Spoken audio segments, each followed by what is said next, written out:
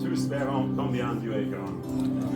Et dans nos vies personnelles, dans nos cœurs personnels, nous savons qu'il est grand. Mais notre désir est que tout le monde en get, il est tellement grand. Et, cette semaine, avec le groupe de pasteurs, on a étudié la prière, Notre Père. Et que notre Père, que ton nom soit sanctifié. Et ça veut dire aussi que tout le monde sache la grandeur et la bonté de notre Dieu. Et c'est bien de travailler ensemble pour l'avancement du royaume de Dieu. On a une guest, une invitée spéciale ce matin. Il s'appelle Kivens Adame. Et je vais demander à Kivens de venir ici.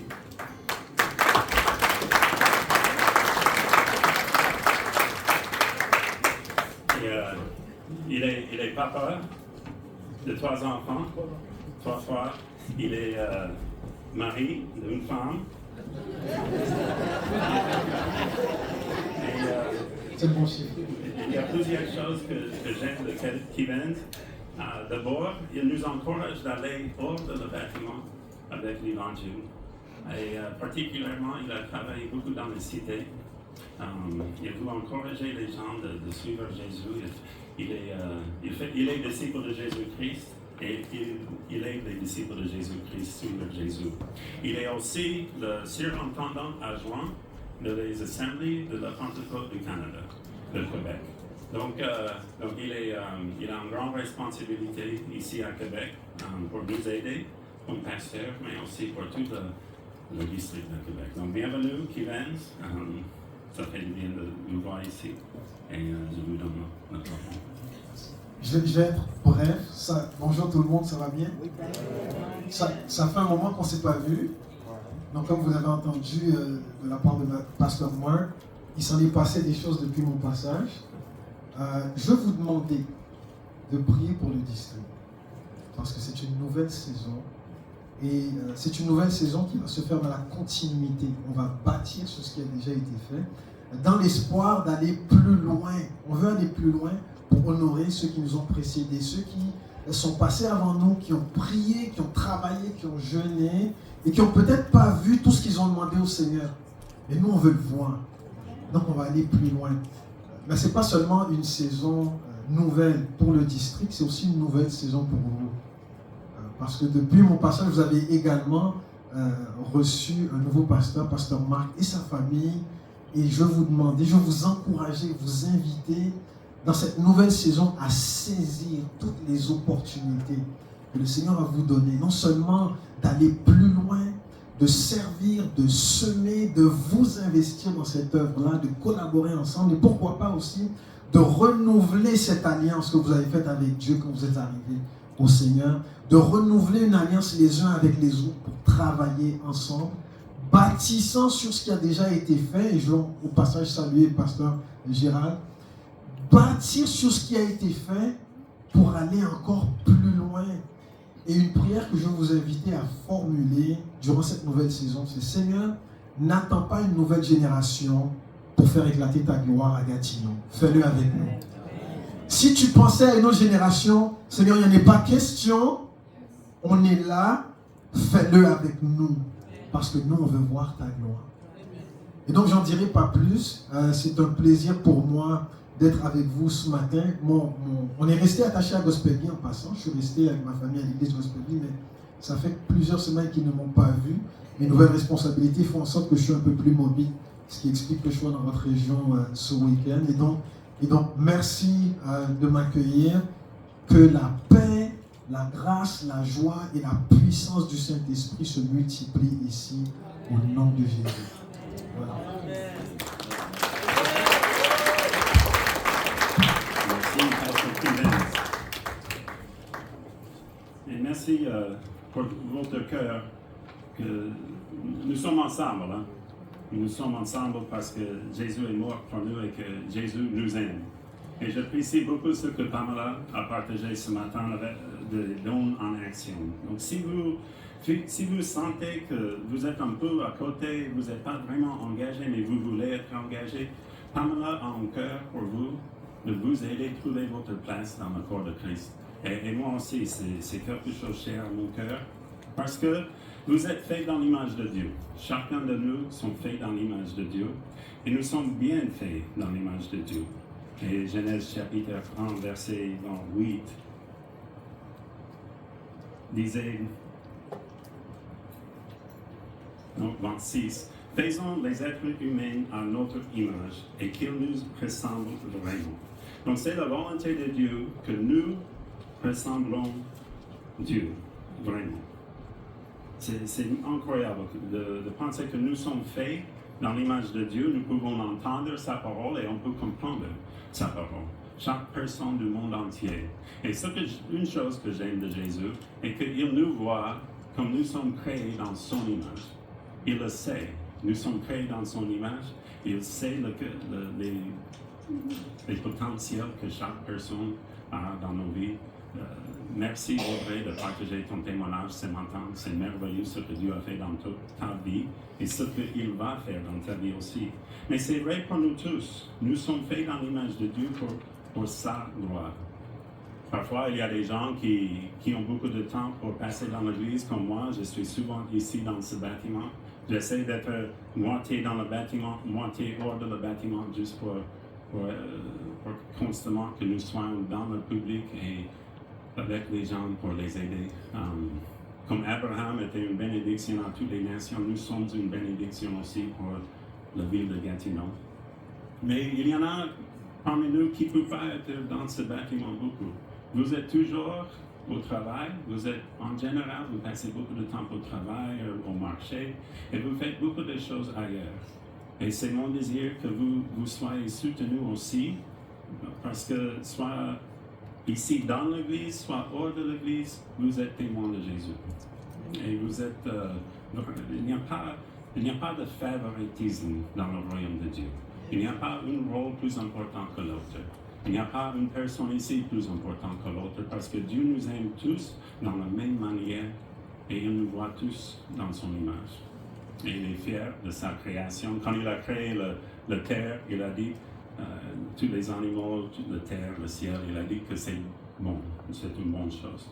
Mais quand il a créé la femme et l'homme, il a dit c'est très bon. Donc parfois quand je vois la création de Dieu, c'est merveilleux. Mais Dieu nous voit même mieux que sa création de la nature. Et donc, il vous aime, il est en vous, il est avec vous. Et si vous voulez trouver votre place dans le royaume de Dieu, vous pouvez parler avec Pamela, vous pouvez parler avec moi et aussi Carol et Jonathan. Ils font une corps d'identité et ça peut vous aider à trouver là où vous pouvez servir. Mais ne limite pas le Seigneur parce que, comme Audrey disait tout à l'heure, elle n'avait aucun désir, aucune idée comment même allumer son portable et voilà, elle est en train de faire des vidéos maintenant. Et elle enregistre les choses. Donc merci Kivens d'être parmi vous aussi ce matin. Merci pour votre cœur, pour le royaume de Dieu, pour le corps de Christ. Et ce matin, je vais vous prêcher sur mon sujet préféré, Jésus. Et on a parlé de plusieurs identités de notre Seigneur. Et aujourd'hui, je vais vous parler que Jésus est l'ami des pécheurs. Et c'est intéressant le passage qu'on va étudier. Parce que l'ami des pécheurs peut dire plusieurs choses. D'abord, je vais vous parler de la langue française. J'aime beaucoup la langue française. Pas toujours, mais je suis toujours étudiant de la langue française. Je vais améliorer mon français. Mais le mot ami en français vient de le mot amour. Et je vais demander à Christelle le prochain diapo. Il y a aimer, c'est un verbe, mais nous sommes les amis aussi. Donc ami, c'est un nom. Amitié, d'être amical, aimable, bien-aimé, amour, tomber en amoureux avec quelqu'un. La base de ce mot, c'est aimer. Et la profondeur de l'amour de Dieu est vraiment difficile pour nous de comprendre. Quand nous pensons de comprendre l'amour que Dieu a pour nous, c'est plus loin que ça. Et quand je pense que, oh wow, l'amour de Dieu est grand. Well, il y a plus à apprendre, plus à connaître de son amour pour chacun, chaque personne, pas seulement chaque personne ici qui sont en Jésus, mais chaque personne du monde entier. N'importe où nous étions, on ne peut pas être trop loin de Dieu d'être aimé par Dieu. Et son amour est ensemble, c'est pas sondable. On ne peut pas comprendre la profondeur de son amour pour nous. Vous êtes aimés de Dieu et vous êtes amis de Dieu.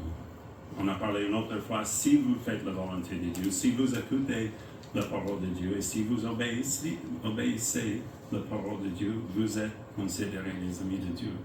Mais l'amour de Dieu ne change pas.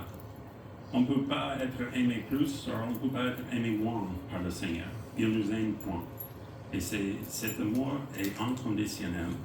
Et il n'y a rien qu'on peut faire pour être haï par le Seigneur. On ne peut rien faire pour que son amour change.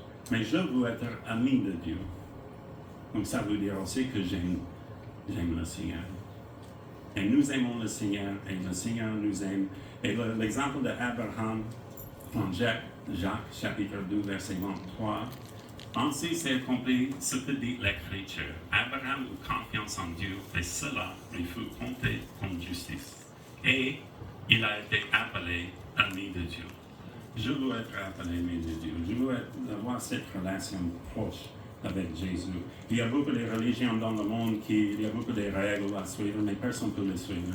Il y a des religions dans le monde entier avec les lois, mais personne ne peut accomplir la loi.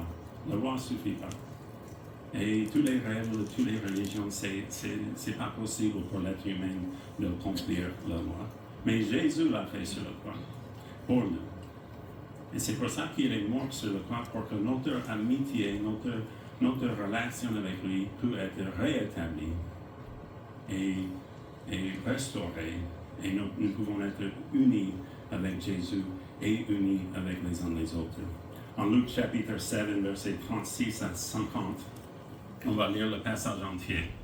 C'est un passage d'une femme qui a versé du parfum sur Jésus. Il y a plusieurs leçons de ce passage, mais on va concentrer sur le fait de la parole d'ami des pécheurs. Un pharisien invite Jésus à manger avec lui. Jésus entre dans la maison du pharisien et se mit à table. Une femme pécheresse qui se trouvait dans la ville apprit qu'il était à table dans la maison du pharisien. Elle apporta une vase plein de parfum et se tint derrière aux pieds de Jésus. Elle pleurait et bientôt elle lui mouilla les pieds de ses larmes. Puis elle essuya avec ses cheveux, les embrassa et versa le parfum sur eux. Quand le pharisien qui avait invité Jésus vit cela, il se dit en lui-même, si cet homme était prophète, il saurait qui est celle qui le touche et de quel genre de femme il s'agit. Il saurait que c'est une pécheresse. Jésus prit la parole et lui dit, Simon, j'ai quelque chose à te dire. Maître, parle, répondit-il. Un créancier avait 2 débiteurs. L'un d'eux lui devait 500 pièces d'argent et l'autre 50. Comme il n'avait pas de quoi le rembourser, il leur remit à tous 2 leurs dettes. Lequel des 2 les n'avait plus? Simon répond, celui, je pense, auquel il a remis la plus grosse somme.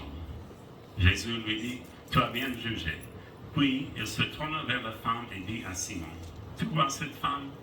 Je suis entré dans ta maison et tu ne m'as pas donné d'eau pour me laver les pieds.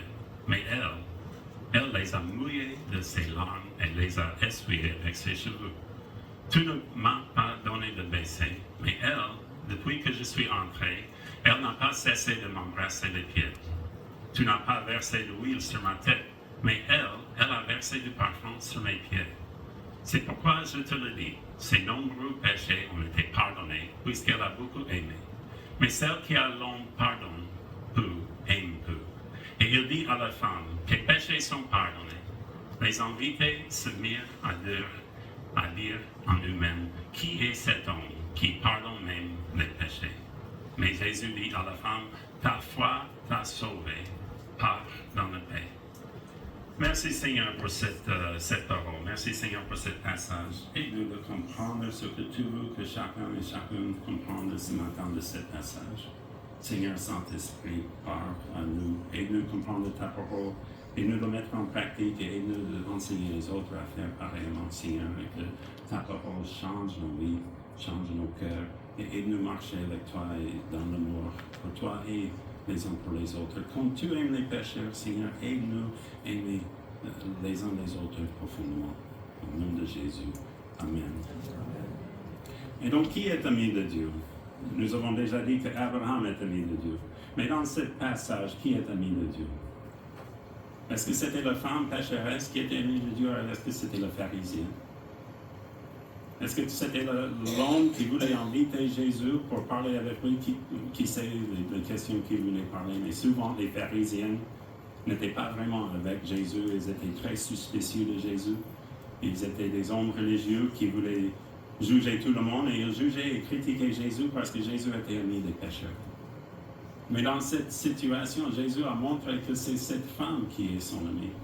C'est elle qui a vu l'amour que Jésus avait pour elle. Et en retour, elle a montré son amour pour lui.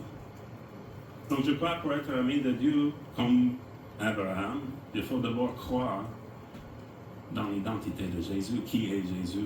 Il faut savoir qui est Jésus, il faut connaître Jésus comme notre ami, et il faut aimer Jésus. Et après, nous sommes les amis de Dieu, nous ne sommes pas seulement les serviteurs et les servantes, mais nous sommes les amis de Dieu. Il partage avec nous ses plans, il partage avec nous sa gloire, et il est glorifié dans les choses que nous faisons. Et je crois que tous ceux qui écoutent la parole de Dieu et obéissent la parole de Dieu, selon la parole de Dieu, ils sont des amis de Dieu. Les pharisiens ont accusé Jésus d'être ami de pécheurs. Donc le mot ami de pécheur, les pharisiens utilisaient ce terme pour accuser Jésus et se moquer et critiquer Jésus parce que, regarde cet homme, il est ami avec ces personnes. Mais je dis que Jésus est ami des pécheurs et c'est une bonne chose. Ils ont dit que c'était une mauvaise chose, que Jésus sortait avec les gens qui, parfois, la société disait qu'ils étaient sales. Ils étaient corrompus. Ils étaient méchants, ils étaient des voleurs, ils étaient des menteurs, ils étaient des collecteurs des impôts. L'exemple de la bonne samaritain, l'exemple de la femme adultère, les pêcheurs, les gens qui pêchent pour le poisson. Souvent dans ce domaine, et aussi j'étais charpentier avant, et dans la construction il y a un stéréotype parfois qui c'est correct. Les gens sont un peu bruts, ils sont vulgaires. Et parfois, ils ne sont pas des vraies bonnes personnes, honnêtement. J'ai travaillé avec beaucoup de gens dans le domaine de construction et j'ai vu des choses. C'est vrai, ils ont besoin de Jésus comme moi et comme tous les autres. Mais parfois, le stéréotype n'est pas très bon. Et le stéréotype des pécheurs, parfois, c'est pas très bon. Mais Jésus a choisi les pécheurs. Il a choisi les collecteurs des impôts. Il a choisi les personnes, même Simon, le zélote.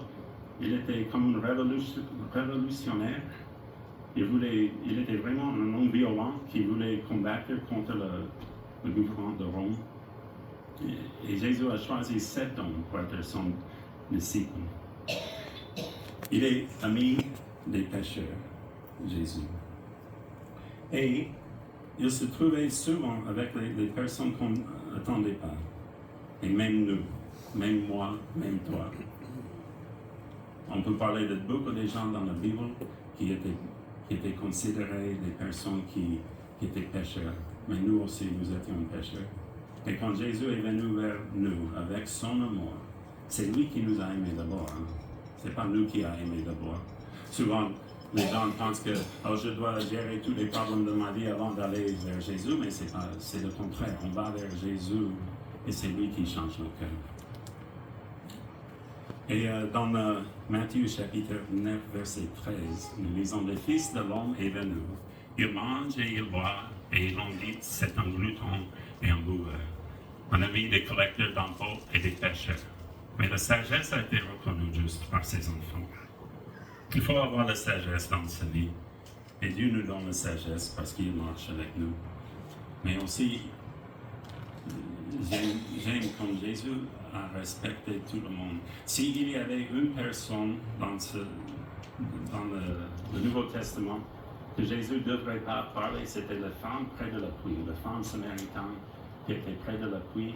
Elle vivait une vie qui n'était pas correcte, elle vivait dans la débauche, mais Jésus l'a approchée. Elle était samaritaine d'abord, donc elle n'est pas juive. Donc Jésus n'avait aucune raison de parler avec cette femme, selon la société. Mais il l'a fait. Il a montré son amour pour cette femme près de la puits. Même ses disciples l'ont demandé, mais pourquoi tu parles avec cette femme? Mais Jésus a montré qu'il aime cette femme. Il est ami des pécheurs. Et Luc chapitre 7, versets 34 et 35.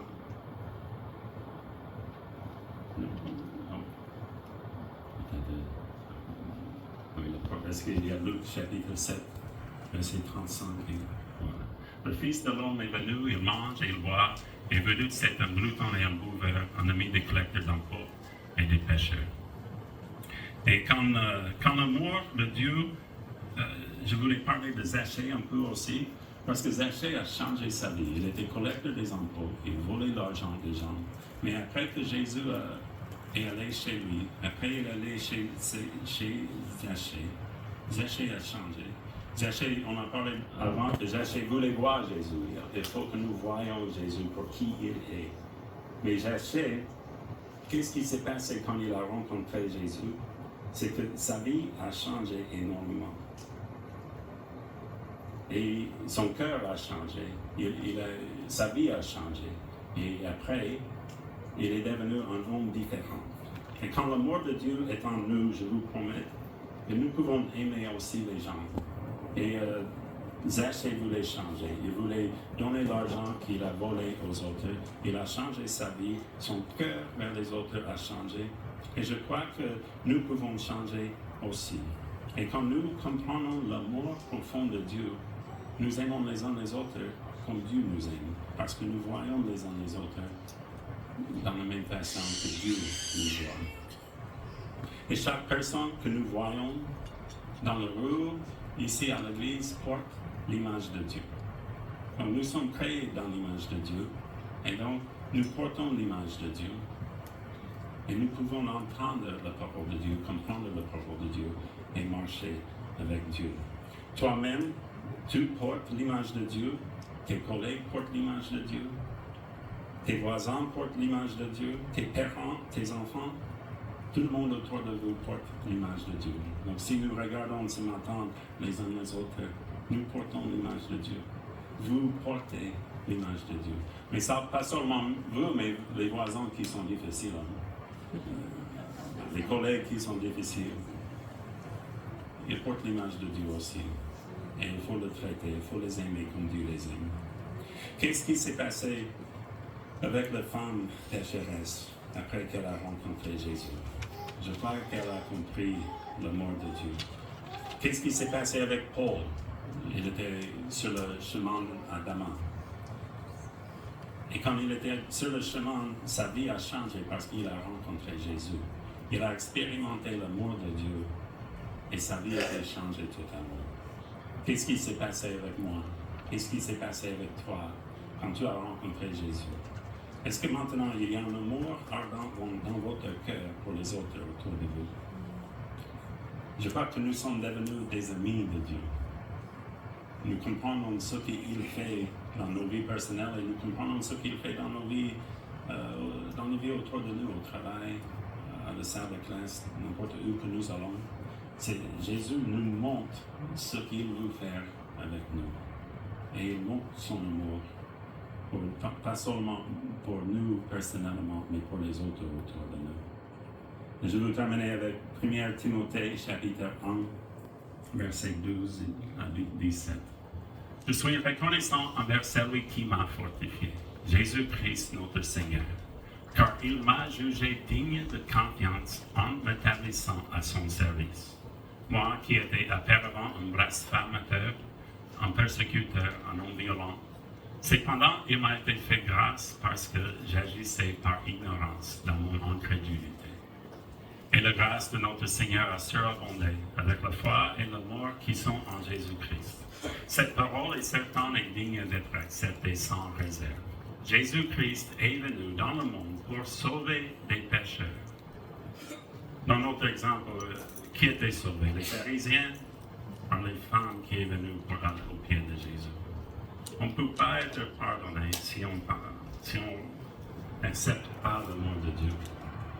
Si nous voulons rester comme les pharisiens et voir ce que Jésus faisait était mauvais, qui est parti pardonner? C'était la femme pécheresse, c'était le pharisien. Qui restait dans le péché et qui était libéré? C'était la femme qui a vu l'amour de Jésus et qui a montré son amour pour Jésus en lavant ses pieds.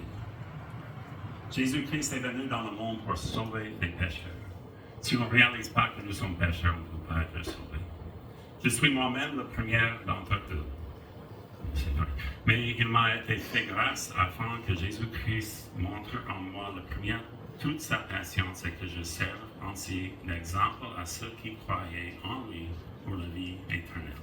Au roi des siècles, au Dieu immortel, invisible et seul sage, soit honneur et gloire au siècle des siècles. Amen. Amen. Est-ce que nous pouvons louer le Seigneur encore à Pascal et la fille? On a chanté plusieurs bonnes chansons. On va louer le Seigneur et sa grandeur, sa bonté, son amour. Mais l'amour de Dieu est profond et il faut chercher la profondeur. Pour connaître l'amour de Dieu, il faut le chercher.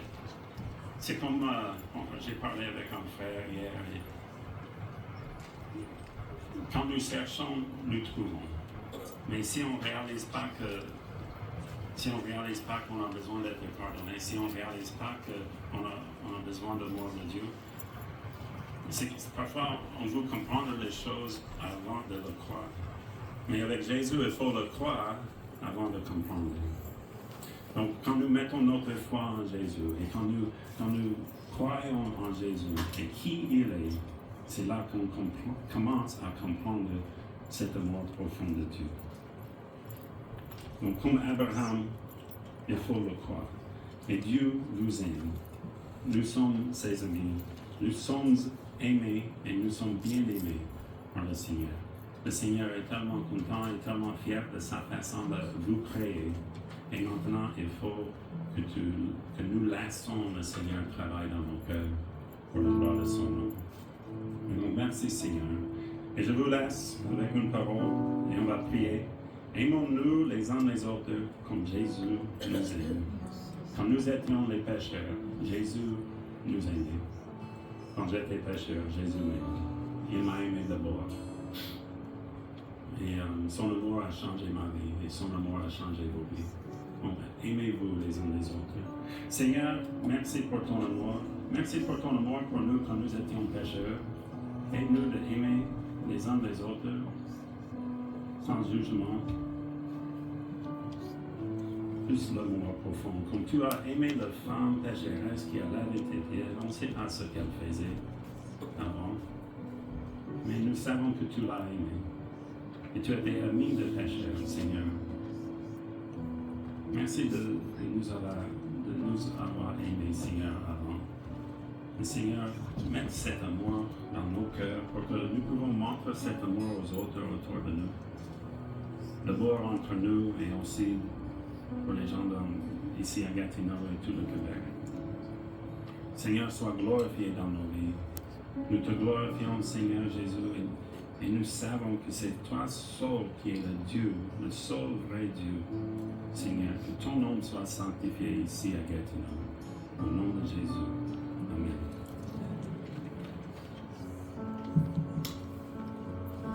Heureux sont les affligés, car tu viens leur donner ta joie. On peut se lever ensemble pour glorifier ce Dieu. Heureux sont les cœurs brisés, car cette les consolera. Encore une fois, heureux les affligés.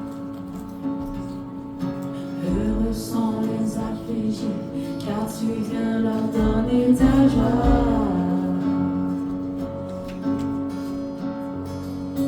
Heureux sont les cœurs brisés, car toi seul les consoleras.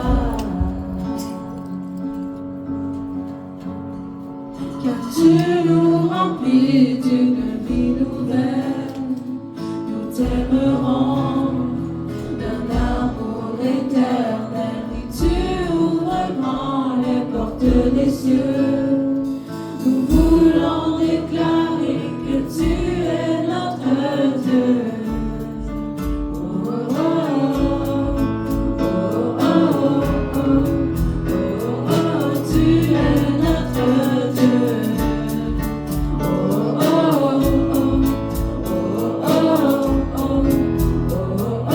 Tu es notre Dieu, sans les rejeter, car tu leur ouvriras les bras. Heureux ceux qui ont donné, car c'est toi qui les comblera. Car tu nous remplis d'une vie nouvelle, nous t'aimerons d'un amour éternel. Tu ouvres grand les portes des cieux, nous voulons déclarer que tu es notre Dieu. Oh, oh, oh, oh, oh, oh, oh, oh, tu es notre Dieu. Oh, oh, oh, oh, tu es notre Dieu. Tu nous remplis d'une vie nouvelle, nous t'aimerons d'un amour éternel. Tu ouvres grand les portes des cieux, nous voulons déclarer que tu es notre Dieu. Tu nous remplis d'une vie nouvelle, nous t'aimerons d'un amour éternel. Tu ouvres grand les portes des cieux, nous voulons déclarer que tu es notre Dieu. Oh, oh, oh, oh, oh, oh, oh, tu es notre Dieu. Oh, oh, oh, oh, oh, oh, oh, tu es notre Dieu.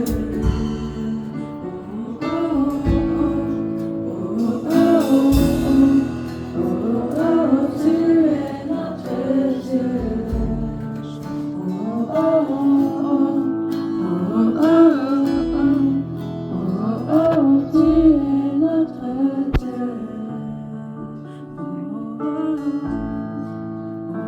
Oh, oh, oh, oh, oh, tu es notre Dieu.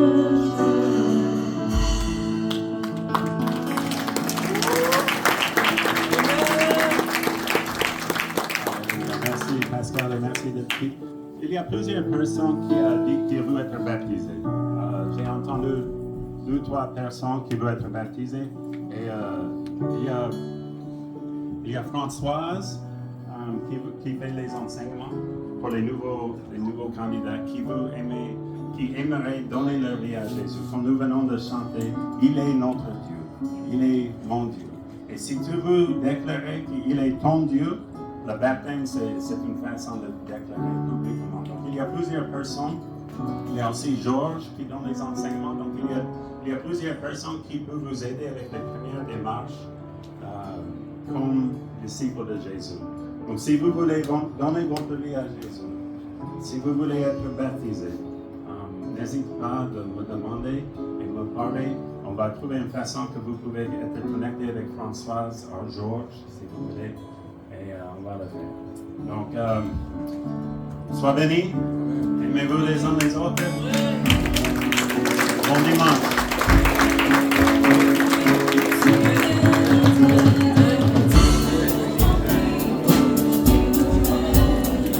Nous t'aimerons.